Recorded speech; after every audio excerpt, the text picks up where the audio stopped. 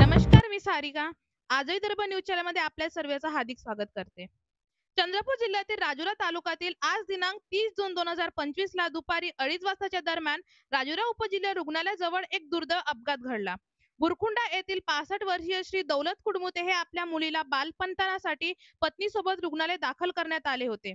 मुलीला दाखल करून चहा प्यायला बाहेर पडतेच रुग्णालयासमोर येणारा ट्रक MH40 AK 0659 क्रमांकाचा ट्रक त्याने जोरदार धडक दिली. या धडकेत त्यांचा मृत्यू झाला.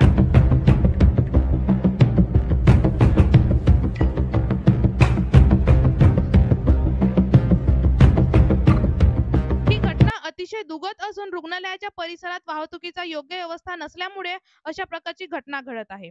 रुग्णालयाच्या मुख्य प्रवेशद्वाराजवळ अवैध रीतीने उभ्या असलेल्या वाहनामुळे रस्ता अवघडला जात आहे आणि अपघात कारणीभूत ठरत आहे. प्रशासन या घटनेचा गंभीर दखल घ्यावा, रुग्णालय परिसरात वाहतूक व्यवस्था सुधारणा करावी आणि दोषी ड्रायव्हर चालकाला कठोर कारवाई करण्यात यावी अशी मागणी स्थानिक ग्रामस्थांनी केलेली आहे.